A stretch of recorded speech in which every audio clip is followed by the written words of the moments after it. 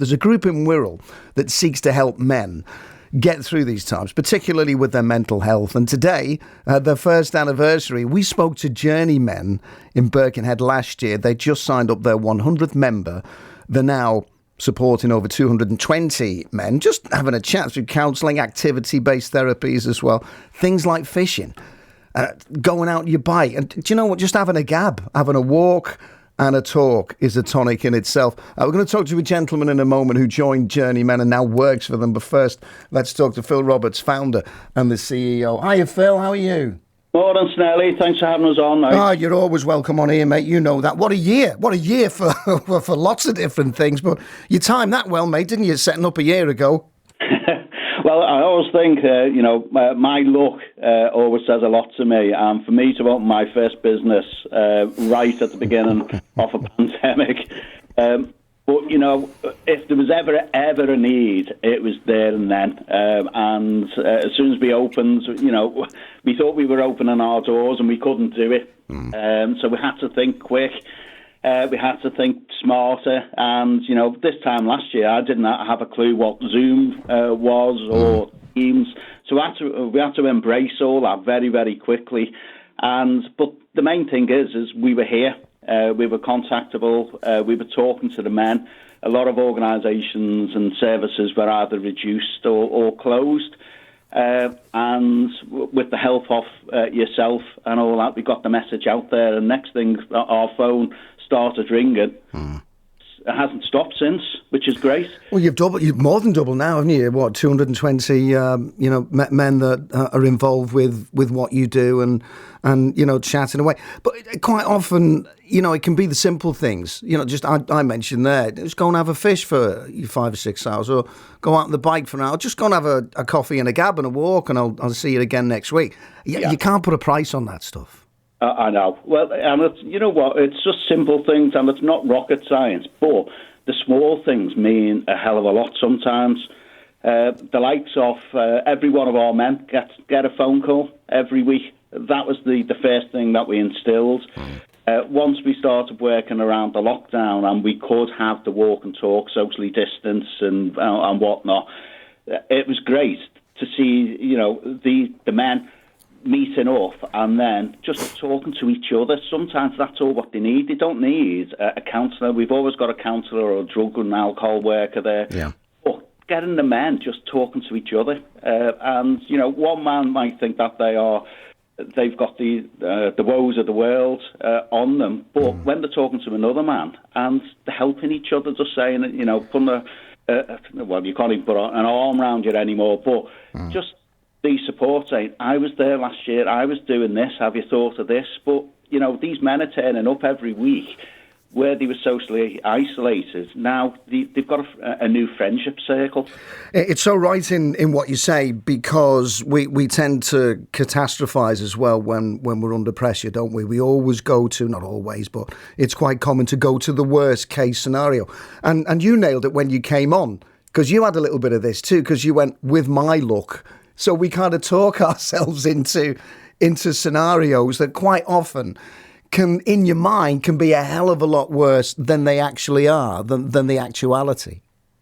Well, that was it. And for me, for opening, and, it was the worst opening ever. It was me and my mate. We cut the ribbon and then walked in and thought, what now? Yeah. And it was the unknown. And then the unknown was made 1,000 times worse because of this pandemic, and everything was closed. So the easy thing for us would have been, let's put this off until June, because this pandemic would be over by June, we all thought. Yeah. And it wasn't going away. So we were there, we stuck it out, and we went from 5 days a week to 7 days a week, literally within a few weeks of opening, because the demands and the needs was actually there, and it was real. What's the age group like? Because we were conditioned, and I certainly was. Looking back now, I mean, hindsight's a fantastic thing, of course it is, but, big boys don't cry. Men don't really show their feelings. That's not, men don't do that, you stiff upper lip, all of that. And if you're told that from an early age, or society kind of deems that's the way that you have to be, to try and break that after it's been, you've been taught this in a way for so many years. Is a difficult cycle to break, I should imagine. Oh, it is, and getting told to man up or don't cry, don't show. We're not Supermen. None of us are Supermen, and it's once you start talking to the men, once they've gained your trust and you've got that rapport, men do talk, and it's great. And a lot comes out, and a lot comes out all at once sometimes. So you need to have the right staff and support around, because once men start talking, you've got to be prepared of what they're telling you. What kind of difference have you seen, Phil? In obviously, don't tell us any names or whatever, any details, but you must have seen a difference when somebody has just offloaded. And you see their shoulders just slump down and go, thank God I've told somebody that. I've been keeping that in for years. Yeah, and one of my first men, literally I was working on a Friday night, just about to lock up, and one of our men knocked on the door, and I could just physically see that he was struggling. And literally I sat him down, made him a brew, and then I then realised he needed to speak to one of our counsellors, and this was at this time 20 to 6 on a Friday night, and literally he had from 10 to 6 to 10 to 7 he had an hour's counselling with us, and for me to stay here and get one of our counsellors to do that, it was amazing. Even if you went private, you couldn't get that. Sure. But the main thing, what he said to me was, when he walked out, he went, thanks for that, Phil. If I wouldn't have got that, I would have killed myself at the weekend. And that's where, that hour, that hour, well, talk about make a difference. I mean, that's not only to that person, but, that their family and their friends as well, just that hour. You've been recognised as well. Is it the Cheshire and Wirral Partnership, the foundation, NHS Foundation Trust? They've said this is the way to go, and they've, you're not in for it for the accolades, but they've recognised and given you a big nod.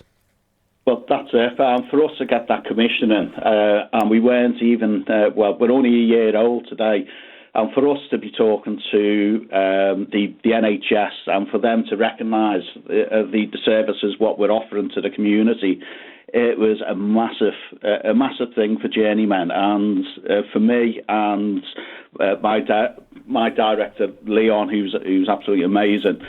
For us to be where we are now, we were looking to be at this point at about year 3, but we did that within the first year.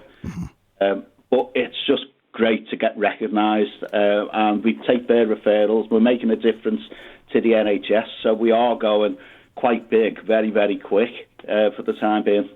Well, Phil, we're going to talk to Des in a minute. I'm going to play a little bit of music, then we're going to talk to Des, who came for some help, and now he's helping others, which is, that's a self-fulfilling prophecy, really, isn't it? That's what you want.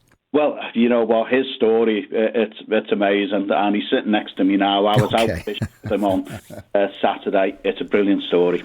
Well, hold that thought. Phil, great to talk to you, mate. And as I said to you when you first come on, you're always welcome on here, mate. And sadly, I think there's a hell of a lot of work to do, certainly when we start coming out of lockdown and things start to change again. But, thank goodness for you and everybody who's working with you at the moment. But thanks for coming on. I'll let you grab yourself a cup of tea. You've got about 3.5 minutes, and then you can pass the phone over. We'll have a quick chat to Des. Thanks, Phil.